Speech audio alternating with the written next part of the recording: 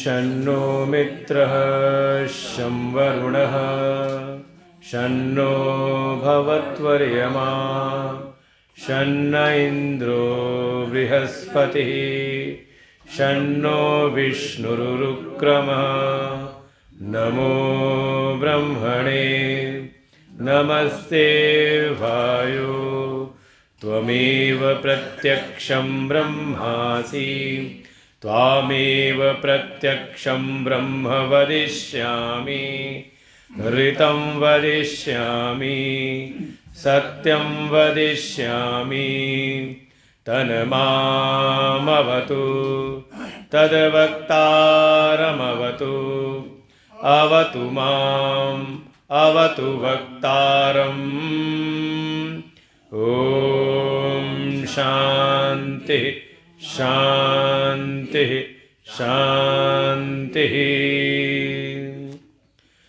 ॐ सहना भवतु सहनौ भुनक्तु सह वीर्यं करवावहै तेजस्विनावधीतमस्तु मा विद्विषावहै।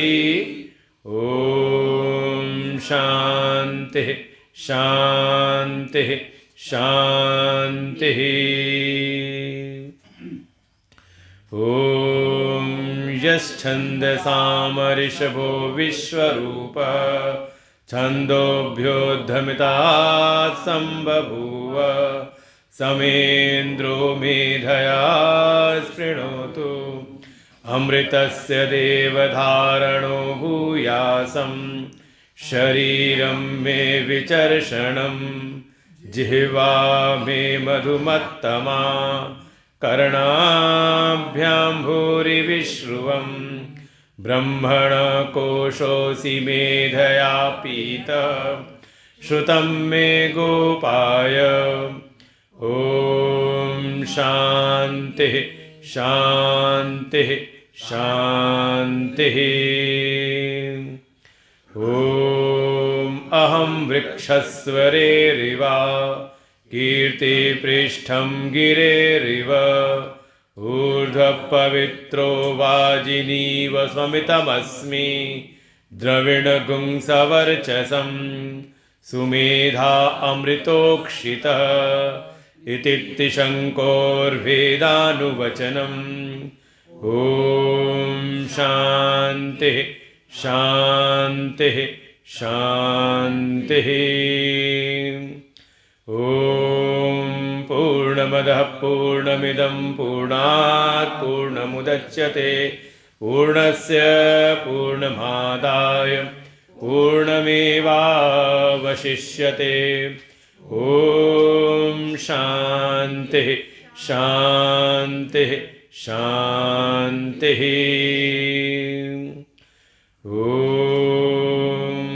आप्यायन्तु ममाङ्गानि वाक्प्राणचक्षुश्रोत्रमथो बलमिन्द्रियाणि च सर्वाणि सर्वं ब्रह्मोपनिषदं माहं ब्रह्म निराकुर्याम् मा ब्रह्म निराकरोत् अनिराकरणमस्तु अनिराकरणं मे अस्तु तदात्मनि निरतेय उपनिषत्सु धर्माः ते मयि सन्तु ते मयि सन्तु।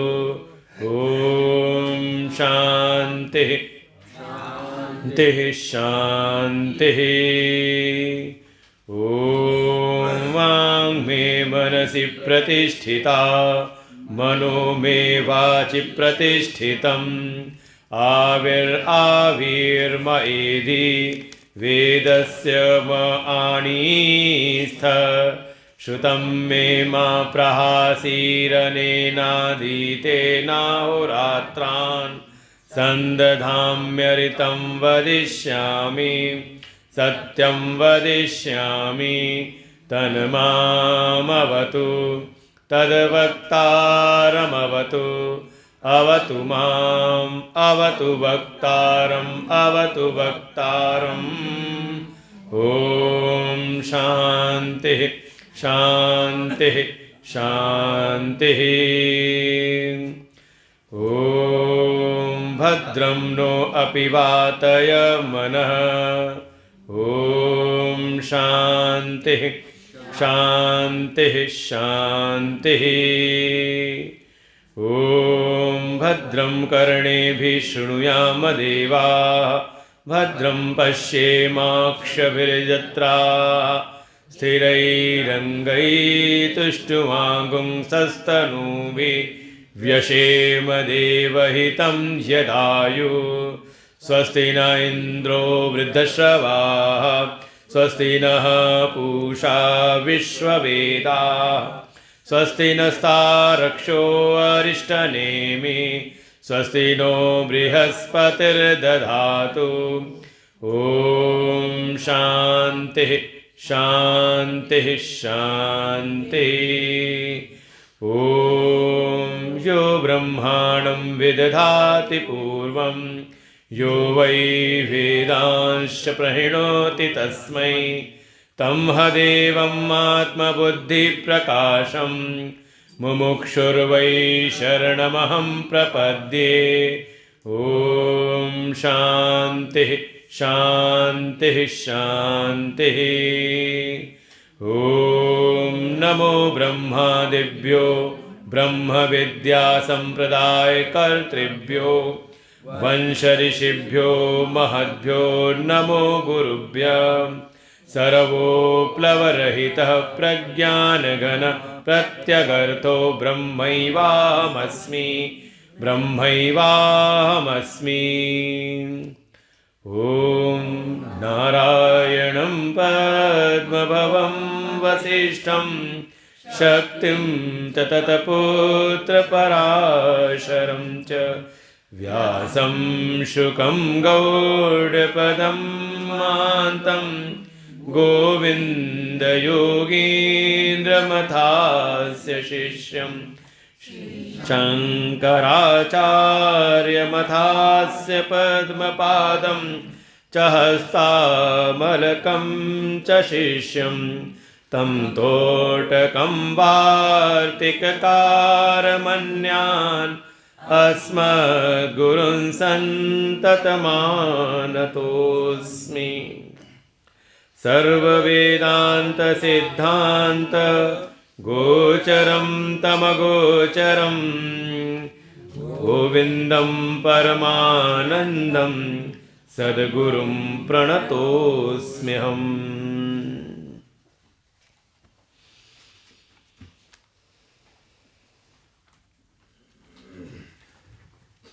कल हम लोगों ने चिंतन किया था कि जो अपना आत्म स्वरूप है, सहज ज्ञान स्वरूप है, सहज प्रकाश स्वरूप है, उसका हमें अनुभव क्यों नहीं होता। जो अपना ही आत्मा है, जो अपना ही आत्म स्वरूप है, उसका ज्ञान क्यों नहीं होता। तो कारण है माया। माया का निरूपण कि यहाँ एक अव्यक्त स्वरूप, अव्यक्त रूपा जो व्यक्त नहीं होती, सामने नहीं आती, लेकिन उसके काम सामने आते हैं। है क्या? तो कहा परमेश्वर की शक्ति है।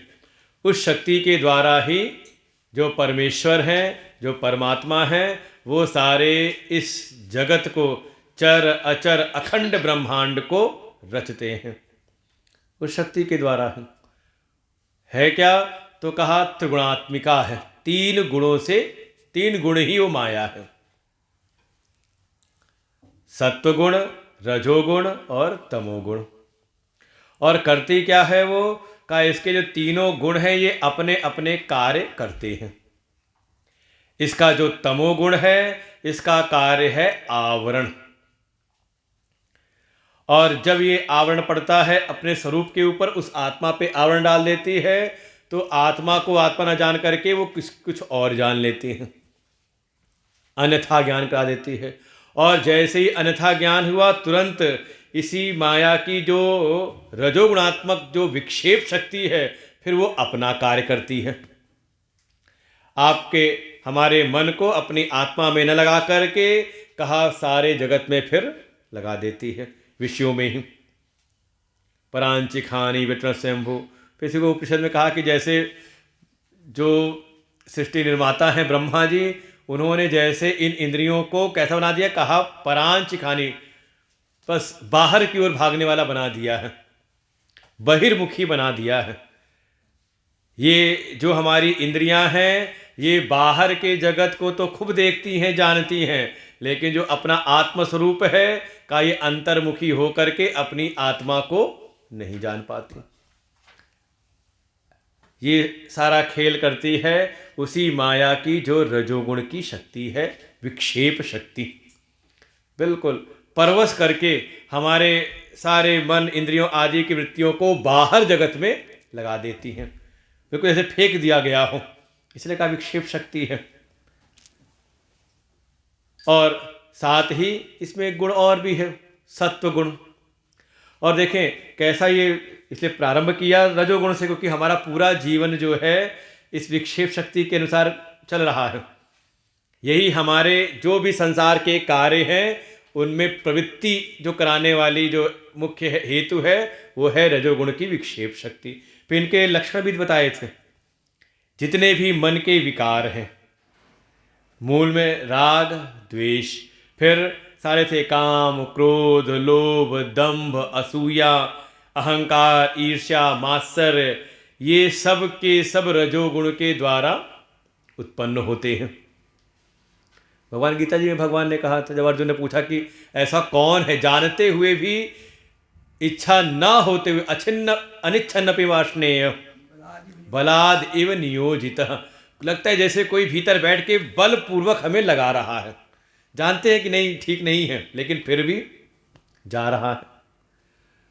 तो भगवान ने वहाँ उत्तर यही दिया था, काम एष क्रोध एष रजोगुण समुद्भव। रजोगुण की शक्ति है। देखिए अब ये सूत्र यहाँ पढ़ लिया तो वहाँ चीज़ समझ में आ जाएगी। हाँ क्या समझना है का रजोगुण है माया की एक रजोगुण शक्ति जिसमें विक्षेप का कार्य जो करती है और यही काम क्रोध आदि को उत्पन्न करती है। और दोनों देखे दोनों रूप हैं, काम क्रोध आ जाए तो आप रजोगुण हो जाएंगे, रजोगुण है तो काम क्रोध प्रकट होंगे, और काम क्रोध आ जाए तो कामनाएं आ जाए तो चुपचाप बैठोगे शांति से। अभी बैठे सत्संग सुन रहे हैं, आज जरा सा कोई मन की कामना आई बाहर की तो उठेंगे चल देंगे, और क्रोध आ जाए तो फिर तो बताने की जरूरत है नहीं कि कैसा रजोगुण प्रकट होता है।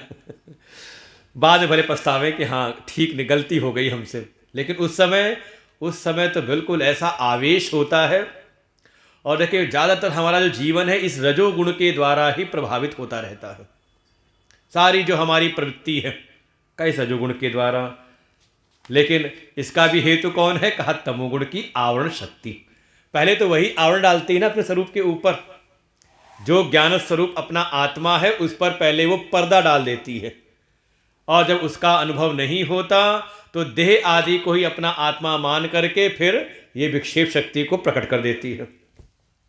और स्पष्ट कहा ये ऐसी है कि आप ना सोचें कि हम बहुत अध्ययन के कार्य में लग रहे हैं, साधना के मार्ग में लग रहे हैं तो हम पर एक प्रभाव नहीं डालेगी। प्रज्ञावानपि पंडितोपि चतुरोपि अत्यंत सूक्ष्मार्थ दृक्, ये पंक्ति बड़ी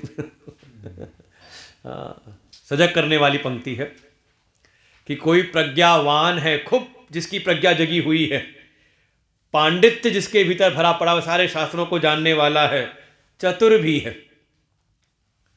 चतुर ऐसे कहते हैं उसको जो जल्दी कहते हैं ना कि किसी की तरह छला ठगा ना जाए, या अपना काम बनाने में कुशल हो, उहापोह तर्क वितर्क करने में निपुण हो, ऐसा हो। और तो और सूक्ष्मार्थ सूक्ष्म तत्व का भी चिंतन करने वाला हो, वो भी इस तमोगुण की आवरण शक्ति के द्वारा बंधन में पड़ जाता है।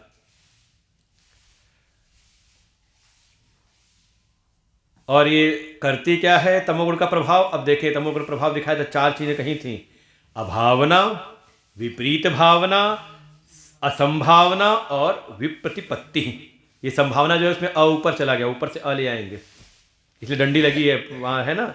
विपरीत भावना का पूरा नहीं हुआ, वो एक डैश लगा हुआ है, मतलब वो संभावना नहीं, वो असंभावना है। और मानस में गोस्वामी ने इसी बात को कहा, भई रघुपति पद प्रीति पद प्रतीति आगे पंक्ति कहाँ की है? दारुण असंभावना बीती। हमारे तुलसीदास जी बैठे हैं ना, मनोज जी ने इनका नाम रखा है तुलसीदास। चपाइयाँ को अच्छी कंठस्थ है सबके सब। देखो वैसे नहीं है, जैसे एक शब्द आगे बोला तो तुरंत भई रघुपति पद प्रीति प्रतीति दारुण असंभावना बीती।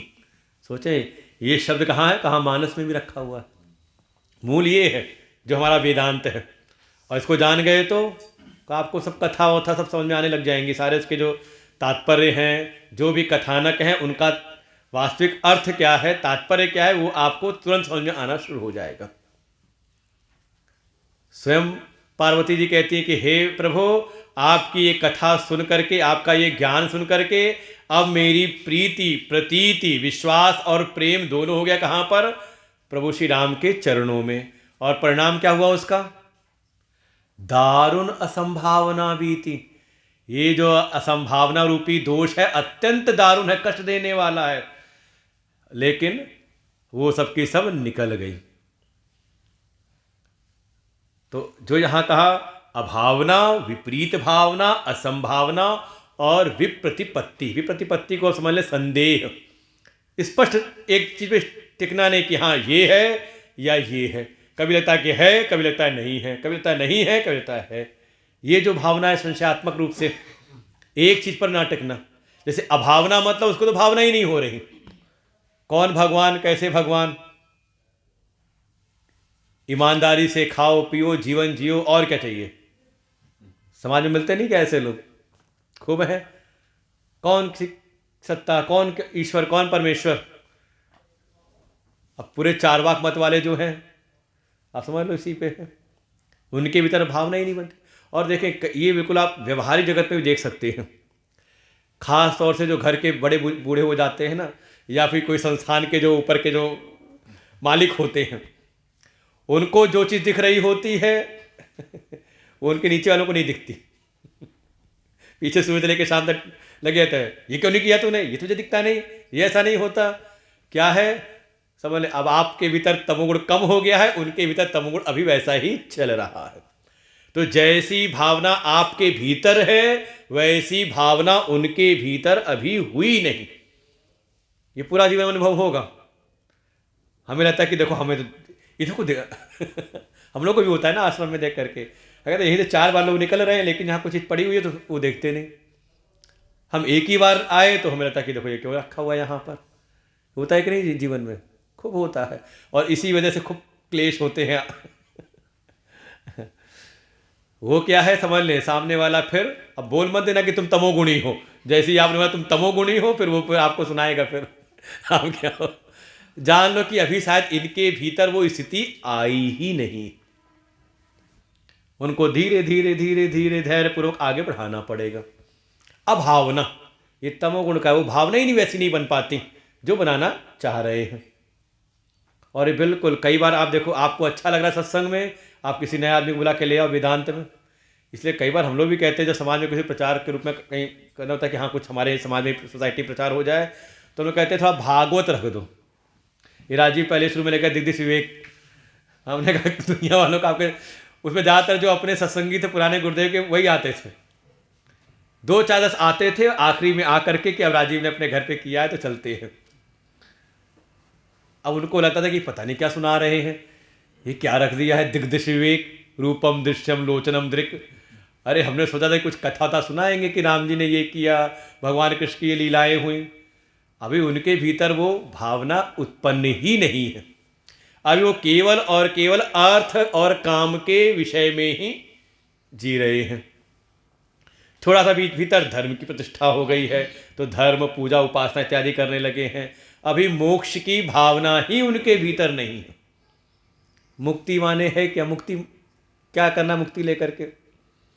और सीधा उनका एक ब्रह्म वाक्य है, ईमानदारी से जीवन जियो, किसी का बुरा मत करो, किसी को बुरा मत कहो। और क्या, यही तो है जीवन।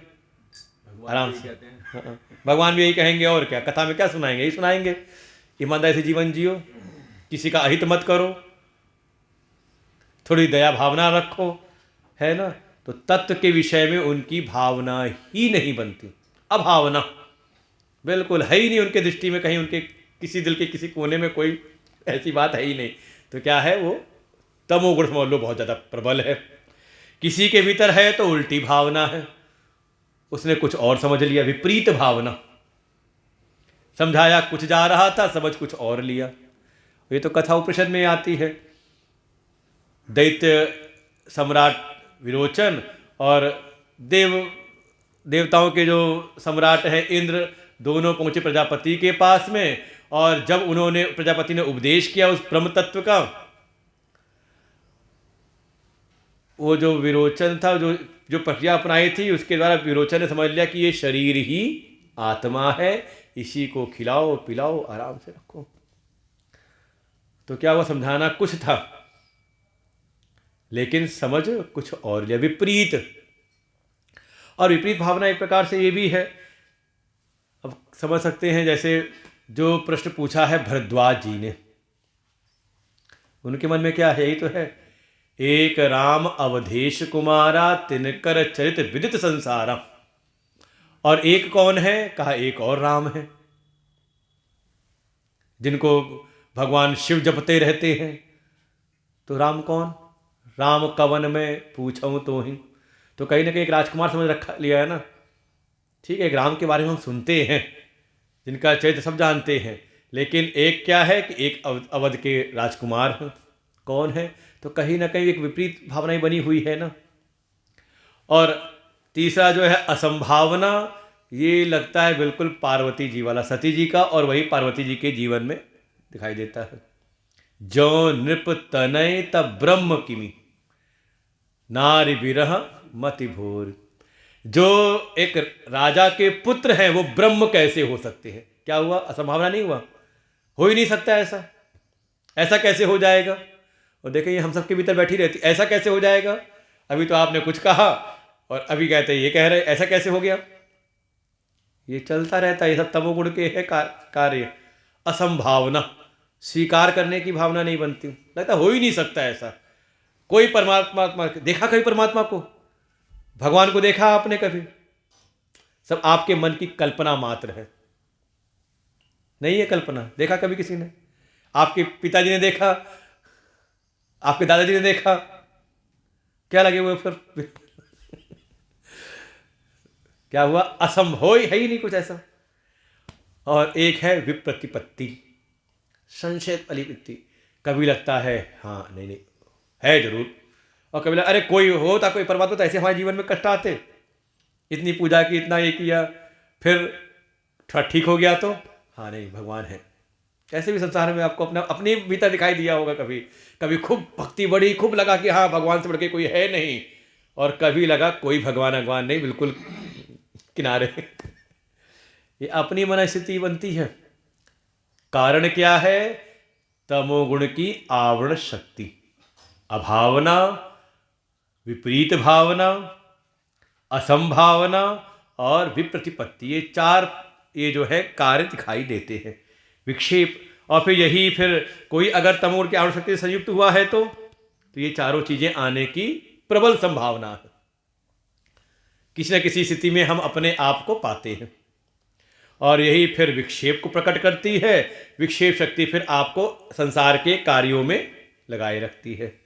और इसका जो प्रकट जो एक लक्षण है वो है अज्ञान, तत्व का ज्ञान न होना, आलस, जड़ता, बुद्धि जड़ तत्वों में लगी रहती है, निद्रा, प्रमाद, मूढ़ता, और क्या सब इसके प्रकट लक्षण हैं। और सबसे अच्छा तो एक यही है, हमें कुछ नहीं पता। ये ब्रह्म वाक्य है, हमें नहीं पता। ये कई बार होता है, जो जहां रह रहे हैं वहां की व्यवस्था, वो जब कुछ पूछ लो कहते हमें नहीं पता, समझ जाते तमोगुण की प्रधानता ज़्यादा है। क्यों नहीं पता भाई? जो आप रह रहे हो तो क्यों नहीं पता आपको? कहा हमारा मन ही नहीं था उसमें करने को, ध्यान देने का। मतलब ही कहते हमारा क्या मतलब? ये सब है किसमें? इसलिए कहा इसका है वेत्ति कि ना ही वेत्ति किंचित, कुछ नहीं। एक है कि ज्ञान है, बाकी ठीक है, उसे उदासीन हो गया, बात अलग है। लेकिन बुद्धि में समझ ही ना हो तो समझने का प्रयास ही ना करे, बस आलस में बिल्कुल स्तंभवत जितना कह दिया उतना कर लिया। कोई काम कर रहे हैं तो बस काम करना पूरा है, पूरम पूरा करना, बिल्कुल जैसे कहते हैं ना कि घर में कभी मजदूर लगा लें तो अनुभव वो अच्छे से हो जाता है। जितना काम आपने बताया उतना काम वो करके रख देगा, आगे नहीं सोचेगा कि हाँ जो टाइम है मालिक आए नहीं तो कुछ हम आगे कर लें, कहा नहीं, वो बैठ के बातचीत करेगा। ऐसे ही बिल्कुल स्तंभवत जड़वत जिसका जीवन हो। तो कहा तीसरा भी तो है ना सत्वगुण, कहा थोड़ा उसको भी जान लेते हैं। सत्वगुण क्या है? तो कहा सत्वम विशुद्धम जलवत तथापि। जलवत, जैसे जल होता है एकदम साफ निर्मल, ऐसे ही सत्व गुण भी बिल्कुल विशुद्ध है, जल के समान बिल्कुल विशुद्ध है सत्व गुण। तथापि फिर भी ताभ्याम मिलित्वा शरणाय कल्पते। ताभ्याम मिलित्वा, जिन दो की बात अभी कही है ना, रजोगुण और तमोगुण, इन दोनों से जब मिल जाता है सत्वगुण, शुद्ध सत्व नहीं रहा, कैसा हो गया? कहा इसको कहते हैं, कई बार सुनोगे, मलिन सत्व। अर्थात उस सत्वगुण में थोड़ा रजोगुण भी मिल गया है और थोड़ा तमोगुण भी मिल गया है। जब ये मिल जाता है तो परम शुद्ध विशुद्ध सत्वगुण जल के समान, जैसे जल का अपना कोई रंग रूप नहीं है, जिसके साथ संसर्ग हुआ वैसा वो बन गया। ऐसे ही रजोगुण तमोगुण से मिल करके कहा ये सत्व गुण भी फिर संसरण कराता है। शरणाय कल्पते अर्थात संसरण कराना, जन्म मृत्यु ये जो परिस्थितियां अलग अलग सबकी सब हैं, कहा ये फिर मनुष्य को लगा देता है संसरण में, एक परिस्थिति से दूसरी परिस्थिति में, दूसरी से तीसरी में, तीसरी से चौथी में, इसी का नाम है संसरण। शरणाय कल्पते, पूरा फिर वो कल्पना कर लेता है। यत आत्मबिंब प्रतिबिंबितः सन प्रकाशयति अर्क इवाखिलम जड़म। ये दृष्टांत दिया कई बार, जैसे बाल्टी में रखा था जल, उसमें सूर्य का पड़ा प्रतिबिंब, तो उस प्रतिबिंब में के कारण उस जल में भी सामर्थ्य आ गई प्रकाशन की, और वो जल फिर अंधेरी कोठरी को भी प्रकाशित कर देता है। अंधेरी कोठरी में भी फिर वहाँ पर हमें प्रकाश दिखाई देता है किसका? कहा जो सूर्य बिंब था, है उसका तेज उस जल में, लेकिन लगता है कि जल ने उसको प्रकाशित किया। यही स्थिति है, वो जो आत्म चैतन्य है उसका ही प्रतिबिंब पड़ा इस सत्व गुण में, और सत्व गुण में वो सामर्थ्य है उस प्रतिबिंब को ग्रहण करने की। जैसे जल में है वैसी सामर्थ्य मिट्टी में नहीं है, वैसी सामर्थ्य दीवाल में नहीं है, जैसी जैसी इसमें है दर्पण में शीशे में, वैसी बगैर दीवाल में नहीं है। ऐसे ही उस सत्व गुण में वो सामर्थ्य है उस चैतन्य आत्मस्वरूप का प्रतिबिंब ग्रहण करने की। और फिर यही इसी में ही जब वो आत्म चैतन्य का प्रतिबिंब पड़ता है तो पढ़ करके ये स्वयं तो प्रकाशवान हुआ ही, ये सारे अखिल जड़ पदार्थों को फिर प्रकाशित कर देता है। यही हो रहा है भीतर, वो जो सत्वगुण भीतर है उसी में ही, इसलिए कहें सत्व अंश से बना हुआ है अंतःकरण, तो कह देंगे अंतःकरण में प्रतिबिंब पड़ा, इसीलिए है क्या वो सत्वगुण ही, उसमें ही प्रतिबिंब पड़ा और फिर उसने सारे जड़ पदार्थों को प्रकाशित कर दिया। कैसे? तो दृष्टांत दिया, इव प्रकाशयति अर्कः अखिलम जड़म। जैसे सूर्य का जो प्रतिबिंब समस्त एक उसमें पढ़ करके समस्त जड़ पदार्थों को प्रकाशित करता है। फिर इनके धर्म क्या है? जैसे बाकी के कहते हैं ना तमोगुण के रजोगुण के, तो इसके भी बताए, तो दो प्रकार के धर्म बताए हैं सत्वगुण में। एक तो मलिन सत्व का, जिसमें सत्व गुण में रजोगुण तमोगुण मिला हुआ है, तो कौन से धर्म हैं, और साथ ही जब इसमें तमोगुण रजोगुण का अंश नहीं रहता, विशुद्ध सत्व हो जाता है, तो इसके क्या गुण धर्म है। तो दो श्लोक हैं।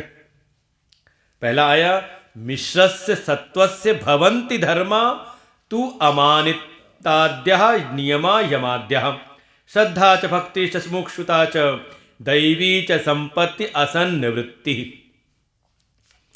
आया पहले ही ना, मिश्रस्य सत्वस्य, जो सत्व मिश्र सत्व है, अर्थात जिसमें रजोगुण और तमोगुण का भी लेश है। अब समझ ले यही अंतर है। सब में आप चैतन्य समान रूप से है, लेकिन सबकी बौद्धिक क्षमताएं, कार्य क्षमताएं अलग अलग हैं। कारण क्या है? सत्वगुण देखो समान है सब में, लेकिन जितने अनुपात में जिसके भीतर रजो और तमो की मिश्रण है, जितने अनुपात में, किसी में रजोगुण ज़्यादा है, तमोगुण कम है, किसी में तमोगुण ज़्यादा है, रजोगुण कम है। अब इसका अनुपात कितना हो सकता है? आपको पूरी प्रोबेबिलिटी निकालनी पड़ेगी, संभावनाएं कितनी हो सकती है आप गणना नहीं कर सकते। एक परिवार में ही 4 प्रकार की मनोवृत्तियां रहती हैं, है तो एक ही परिवार में ही ना, लेकिन दिखाई देता है। कारण है, कहा ये जो रज और तम, इन गुणों का अनुपात किसमें कितना है, उसके अनुसार ही उसके भीतर सारी ये परिवर्तन दिखाई देंगे, अलग अलग भेदभाव दिखाई देगा। तो जब इससे मिलता है तो इसके धर्म कौन कौन से उत्पन्न होते हैं? किसमें? मिश्र सत्वस्य, जिसमें रजोगुण तमोगुण मिला हुआ है, उसके फिर धर्म प्रकट होते। यहाँ प्रधानता सत्वगुण की है, सत्वगुण बिल्कुल प्रधान है, लेकिन थोड़ा रजोगुण तमोगुण मिला है तो उसका परिणाम, तो उसमें कुछ गुण प्रकट होते हैं। गीता जी के 13वें अध्याय में 20 गुण गिनाए हैं। फिर 16वें अध्याय में दैवी संपत्ति और आसुरी संपत्ति, इसको बहुत हल्का सा करना, तो सब पूरे गुण वहां पर गिनाए हुए हैं। तो यहां गिनाना शुरू किया, कहा अमानित्व, अभिमान अहंकार की न्यूनता। देखो रजोगुण तमोगुण ज़्यादा है तो उसमें अभिमान ज़्यादा दिखाई देगा, और जितनी मात्रा में कम होता जाएगा सत्वगुण में, उसमें अभिमान की भी न्यूनता होती चली जाती है। तो वहाँ पे है पूरे 20 गुण गिनाए हैं। अमानित्वम, अदम्भित्वम, अहिंसा, क्षांतिराजवम, आचार्योपासनम, शौचम, स्थैर्यम, इंद्रिय निग्रह। ये 13वें अध्याय में प्रारंभ में ही है 20 गुण, वो सब है। अमानित्यात का मतलब सबके साथ समझ लें। वही फिर नियम यम, उसके भीतर एक है कि उसको कोई नियम यम आदि से मतलब नहीं। सत्य, अस्तेय, ब्रह्मचर्य, अहिंसा, ये सब हो गए यम, और नियम वो भी 5 हैं। तो एक तो है कि वो सजग है इन यम नियम के विषय में। अच्छा, एक है कि उसको सुबह बिना नहाए कोई काम करने का इच्छा ही नहीं होती, और एक है कि उसके अंदर नहाने की इच्छा नहीं होती, जो पीछे पड़ के चल नहा ले नहा ले।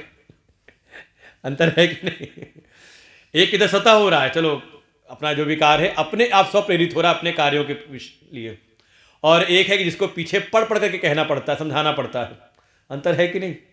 खूब हो रहा हो। तो कारण यही सब है। तो एक में तो है अमानित्व, ज़्यादा अहंकार अभिमान नहीं पड़े, अपने जो भी कार्य करता रहता है शांति से। यम, नियम के प्रति सजग है, थोड़ी श्रद्धा भी है शास्त्रों के प्रति और गुरु वचनों पर। श्रद्धा को इस उठा लेंगे जो पहले पढ़ा था, शास्त्रेषु गुरुवाक्येषु सत्य बुद्धिया अवधारयित। बिल्कुल सत्य बुद्धि है। अगर शास्त्र में ऐसा लिखा है, एक प्रकार से जो भी भीतर प्रवृत्ति निवृत्ति है उसका आधार शास्त्र है। दुनिया क्या कहती वो नहीं, तो दिमाग में रहता है, कुछ आगे कोई कह गया, बस दिमाग में चल रहा है, उसने ऐसा कहा, उसने ये ऐसा क्यों हो रहा है, ऐसा क्यों हो रहा है, वहम में चल गए। तुरंत मन में आए कि शास्त्र इस विषय पर क्या कहते हैं, गुरु जी ने क्या कहा है इस विषय पर। दुनिया की बात जब आपने गुरु कर लिया तो किस लिए किया था गुरु? मंत्र लेने के लिए, कंठी पहनने के लिए, कि अपने अध्यात्म पथ पर कोई भी हमारे भीतर संदेह संशय आए उसके निवारण के लिए। तो अब कोई आकर के कोई भ्रम डालता है, संशय डालता है, तो कहा ठीक है, अपने गुरु से बात करके बताएंगे आपको। बिल्कुल स्पष्ट है, कहीं कोई डावाडोल नहीं। गुरु जी ने जैसा कह दिया कर रहे, उन्होंने कह दिया सब सही है, सही है। अब दुनिया कुछ कहे क्या है, ये श्रद्धा आती है, आस्तिकता बढ़ जाती है, भक्तिश्च, थोड़ा समर्पण भाव भगवान के प्रति वो बढ़ती है, और इसी का परिणाम थोड़ी मुमुक्षा, मोक्ष प्राप्त करने की इच्छा भी रहती है कि हाँ मुक्ति उक्ति कुछ है, पहले तो उसकी भावना ही बनती है और फिर थोड़ा उसकी प्राप्ति की भी। दैवी च संपत्ति असन्निवृत्ति, इस असत संसार से, जो असत है, सत नहीं है, उन सारे असत प्रपंच से छूटने की, उसको बिल्कुल किनारे करने की एक भीतर धारणा दृढ़ होती है। भाई अपने जीवन को ही देखें साथ, ऐसा नहीं कि कुछ परिवर्तन नहीं है, साधना करते करते, सत्संग सुनते सुनते, पूर्व के जीवन में और अब के जीवन में भाई जैसा मन आकर्षित पहले होता था संसार के विषयों में, और अभी भी उस स्तर के लोगों में वैसा ही आज भी बना हुआ है, लेकिन अपने भीतर देखें तो लगता है कि शायद अब वैसा आकर्षण उन चीज़ों के लिए नहीं रहा। तो क्या हो रहा है? ये परिवर्तन है साधना का। जो सत्संग श्रवण आप कर रहे हो, गुरु शरणागति में लगे हुए हो, सेवा में लगे हुए हैं, तो सब, और देखिए सेवा में सब चीज़ें जो कहते हैं ना कि ज्ञान के लिए क्या करना है, तद्विधि प्रणिपातेन परिप्रश्नेन सेवया। ये जो आपकी सेवा है ना, सेवा से आपके भीतर की पता चलती है कि किस गुण की कितनी प्रधानता है। भाई सेवा में बहुत सारे लोग लगे हुए हैं, कोई ऐसे हैं कि वो हर समय सजग रहते हैं कि हाँ आगे कौन सी सेवा आने वाली है, हम आगे क्या सेवा कर सकते हैं। अब देखो ये आधार बनता है गुरु के प्रेम का, स्नेह का, उनकी कृपा का। ये कई बार समाज में लोग एक हाँ दूसरे चिढ़ेंगे, दूसरे जलेंगे, लेकिन इसका विचार नहीं करते। कोई ऐसा है वो स्वतः प्रेरित होता है कि हाँ अब ये कार्यक्रम आने वाला है तो हमें क्या सेवा करनी है, हम क्या सेवा ले सकते हैं। स्वतः प्रेरित हो रहा है ना, अपने भीतर स्वयं चल रहा है। एक को है कि चलो आज्ञा मिली, आदेश मिला तो कर रहा है, और कुछ तो ऐसे रहते जैसे उनको कोई मतलब ही ना हो, कहने के बाद भी कहा दूसरे भले तो दृष्टि करते रहे। वो था ना असूया, रजोगुण के कारण का दूसरे को दोष निकालते रहेंगे, ये करते रहेंगे, वो करते रहेंगे, लेकिन स्वतः प्रेरित नहीं होते। देखो बहुत अंतर है। तो ये जो हमारे भीतर गुणों का कितना अनुपात है, कैसा प्रभाव है, इसका प्रकटीकरण होता है सेवा में। और आचार्य उसी को देख करके, गुरुजन उसी को देख करके उससे फिर समझ लेते हैं कि कौन किस स्तर पर है, फिर उसको वैसे साधन उपदेश करते हैं। किसी की सेवा है वो बिल्कुल अपने स्वार्थ तक सीमित रहती है, किसी की है थोड़ा स्वार्थ कम है, थोड़ा अपन, कुछ लोग जिनसे उनका परिचय हो गया उन तक थोड़ा विस्तृत होती है, और एक ऐसा है कि ठीक है जो आ रहा है सब गुरु जी के है, गुरु जी के सेवक है, गुरु जी की व्यवस्था है, वो सब रूप से लगा हुआ। देखो ये अंतर दिखाई देगा व्यवहार में, सेवा में यही सब प्रकट होता है।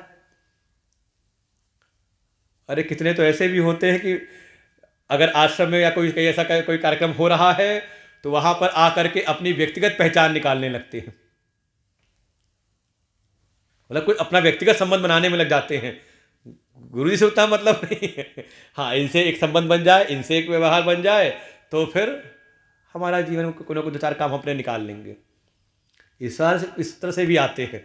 और बिल्कुल इसका तो वर्णन किया है, जब वानरों की सेना जब जाती है, सुंदरकांड याद हो, किष्किंधा कांड जो पूर्व पीठिका उसकी है, कि जब ढूंढने निकले हैं तो सब जंगल में भूख प्यास से बिल्कुल पीड़ित हो गए।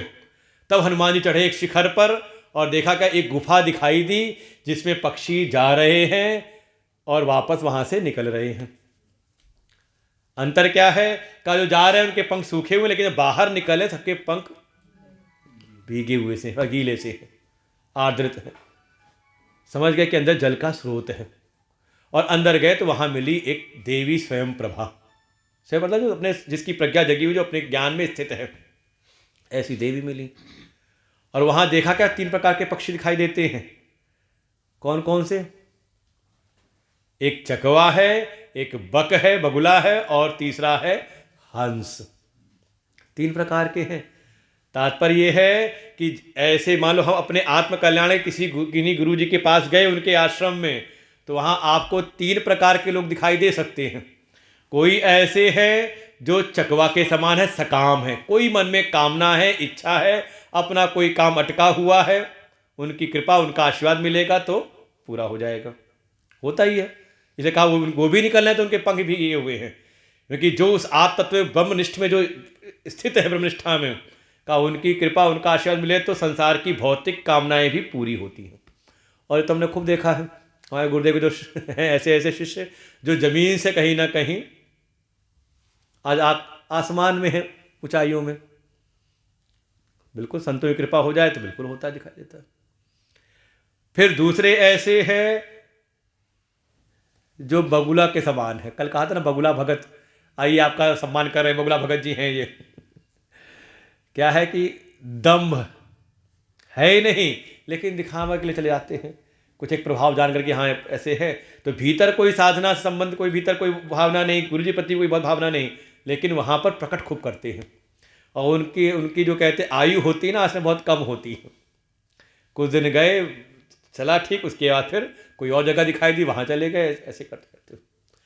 वहीं पर कोई ना कोई हंस भी हैं विवेकी, तो तीनों प्रकार के हैं। तो अब हमें चिंतन करना है कि हम किस भाव से जा रहे हैं। अगर विवेकी हंस बन करके जा रहे हैं तो उनकी कृपा से फिर ज्ञान होने में देर नहीं लगती। और इन्हीं सारी मनोवृत्तियों का परीक्षण होता है सेवा से। जो सेवा का जो तात्पर्य कहा ना कि सेवा करें जा करके, जिज्ञासा है, श्रद्धा भी है, सब करें, लेकिन वो सब चीज़ प्रकट होती हैं सेवा से। क्योंकि प्रणाम में एक दम हो सकता है, भीतर भाव ना हो, प्रपच्छु अविनीता विनीतवत, भागवत जी में कह दिया कि भगवान के यदुकुल के जो बालक थे वो गए पूछने संतों के पास में, लेकिन है कैसे अविनीत, भीतर अविनीत है, लेकिन ऊपर पूछा कैसे विनीतवत। तो प्रश्न करने में शायद ये संभावना है कि शायद भीतर वो श्रद्धा ना हो, इसलिए कहा जाके परिप्रश्नेन पूछें, फिर सेवा से युक्त होकर के। क्योंकि परिप्रश्न करने, प्रश्न करने में शायद वो भाव प्रकट होता नहीं, वो भीतर कहीं ना कहीं दम्भ है भीतर, लेकिन जब सेवा कर रहे हैं तो वहाँ सब चीज़ें स्पष्ट निकल के आ जाती हैं सेवा से ही, कि इसके भीतर का भाव कैसा है। और बिल्कुल स्पष्ट दिखाई देता है सेवा से। कोई है एक दो बार किया और उसके बाद फिर यही करना तो अपने घर में नहीं कर लेंगे यही डांट खाने के लिए हम आए हुए हैं, क्या हुआ तुरंत किनारा। और कोई है कि नहीं लगा हुआ है बिल्कुल प्रबल श्रद्धा के साथ। तो सब चीज़ें सेवा में ही दिखाई देती हैं। श्रद्धा च भक्तिश्च मुमुक्षुता च, मुमुक्षा है, मुमुक्षा कैसी कहा, इन असत पदार्थों से अपने मन को हटाने की, इन असत पदार्थों, इस असत जगत से मुक्त होने की। और उसके लिए कहा प्रबल श्रद्धा और भक्ति समर्पण। यस देवे परा भक्ति यथा देवै तथा गुरौ। जैसी भक्ति, जैसी श्रद्धा हमारी अपने इष्ट के प्रति है, वैसी ही गुरु के प्रति। ये सब किसके कारण है? सब वही सत्व गुण प्रधान, थोड़ा सा उसमें रजोगुण और तमोगुण भी है। वही सेवा तभी तो कर रहे हैं ना, रजोगुण है भीतर, तो इसलिए थोड़ा सा ऐसा है। और ऐसी सेवा करते करते गुरु की कृपा ऐसी हुई कि आपका जो अंतःकरण है वो हो गया विशुद्ध, परम शुद्ध हो गया। तो अगला श्लोक है विशुद्ध सत्वस्य गुणाः। फिर सेवा करते करते आचार्य की, गुरुदेव की कृपा से हमारा हृदय परम शुद्ध हुआ और उनके उपदेश भी हमें ग्रहण हुए, धारण हुए। तो परिणाम क्या होगा? तो कहा उस विशुद्ध अंतःकरण का जो गुण है, गुण क्या, गुणाः, बहुत सारे गुण हैं। कौन कौन से?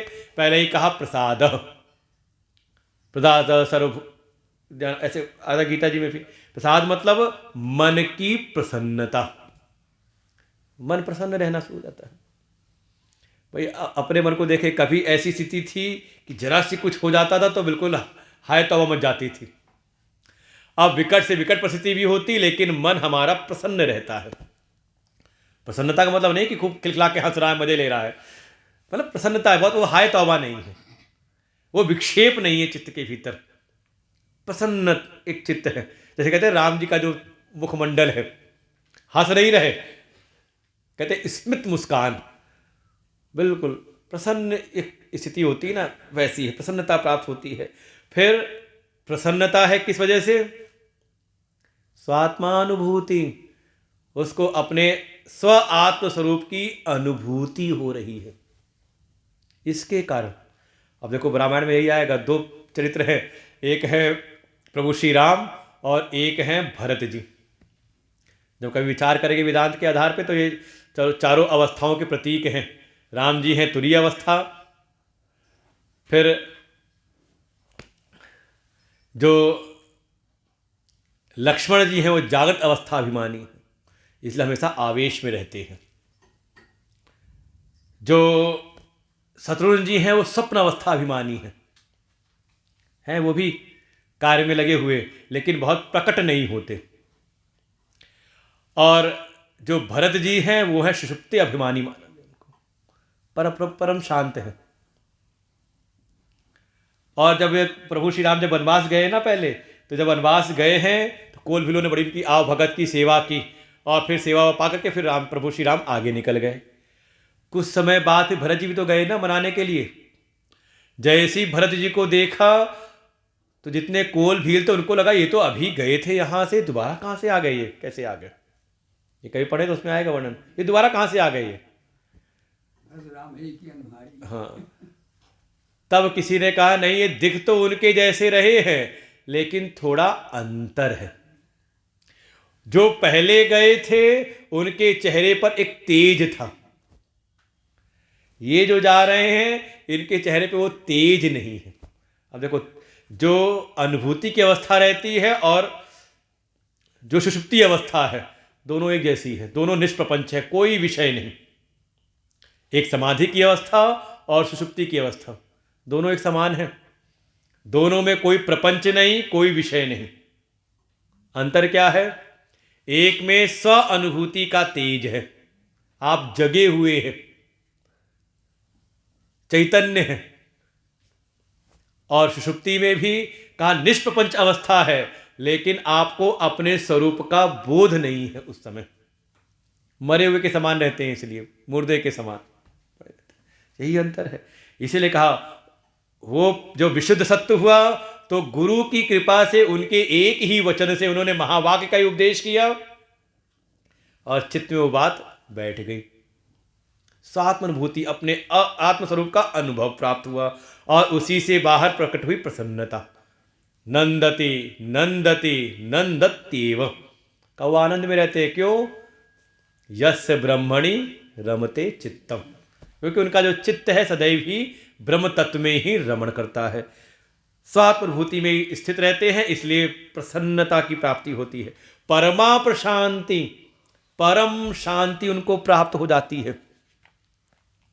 तृप्ति, प्रहर्ष, परमात्म निष्ठा, हर जगह तृप्त, कोई वहाँ पर अभाव नहीं कि हाँ ये मिल जाए वो मिल जाए, कोई वो कामनाएं बाहर नहीं रहती, बिल्कुल तृप्ति अपने भीतर। प्रहर्ष, प्रकृष्ट रूप से हर्षित, एक कहते हैं कि एक सुखानुभूति रहती है भीतर, हर चीज में एक कहते हैं कि हर परिस्थिति में आनंद की अवस्था। उनके जीवन में घटना घटित हो रही हैं, उनके जीवन में संयोग वियोग हो रहा है, लेकिन उसका प्रभाव उनके चित्त पर नहीं पड़ता। जो भी है सब भगवत कृपा है, मिला तो उनकी कृपा, नहीं मिला तो उनकी कृपा। एक ऐसी स्थिति है प्रहर्ष। कारण वही है परमात्म निष्ठा, क्योंकि उनकी जो निष्ठा है अब वो जगत के विषयों में नहीं है, उनकी निष्ठा अपने आत्म स्वरूप में है, परमात्म स्वरूप में। यस्त्वात्मरतिरेव स्यात् आत्मतृप्तश्च मानवः आत्मन्येव च संतुष्टः तस्य कार्यम न विद्यते। उसकी रति, तृप्ति, संतुष्टि तीनों किस में हो गई? अपने आत्म स्वरूप में। यह है विशुद्ध सत्व का परिणाम। जिस क्षण आपके अंतःकरण से रजो तमो की जो प्रवृत्तियां हैं, जब वो बिल्कुल लेश समाप्त हो जाएंगे, जब ये अंतःकरण परम शुद्ध हुआ, तो उस परम शुद्ध इस सत्व में, अंतःकरण में ही कहा उस परम तत्व की अनुभूति हो जाती है। और जब अनुभूति हुई तो अभी जो रति, तृप्ति, संतुष्टि हम बाहर के विषयों में ढूंढ रहे थे, का वो तो प्राप्त हो गई ना, उसी से परम तत्व हो गया। आप तक कामस्य का स्पृहा, जो आप से हो गया, उसमें कहाँ कौन सी, अब और पाना ही क्या शेष रह गया? जो पाना तो पा लिया। यया सदानंद रसम समृच्छति, जिसके कारण, इसी विशुद्ध सत्य के कारण, स्थित रहने के कारण ही का उसको सदैव ही आनंद की अनुभूति होती रहती है। तो यहाँ पहुँचना है साधना करते करते। और ये देखें, बिना सेवा के नहीं हो पाता। जो अंतःकरण का जो निर्माण है, जो अभी हमारा अंतःकरण देखे है शुद्ध सत्य गुण से बना हुआ है ना, तो सात्विक है, लेकिन उसमें क्या है? रजोगुण तमोगुण का मिश्रण हो गया है। कैसे हुआ है? कहा पूर्व के जन जन्मांतर के कर्मों के कारण, कर्म वासनाओं के कारण उसमें रजोगुण तमोगुण की सारी जो मल है, गंदगी सब आ चुकी है। करना क्या है?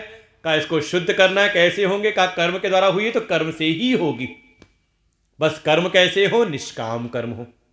अभी हम जो कर रहे थे वो अपने भोग के लिए कर रहे थे, अब कर्म हो त्याग वृत्ति के साथ में। जो कर रहे हैं वो गुरु जी के लिए, वो जो कर रहे हैं का वो भगवान के लिए। ऐसा नहीं कि अपना काम नहीं चलेगा प्रयोजन बदल जाता है जीवन का।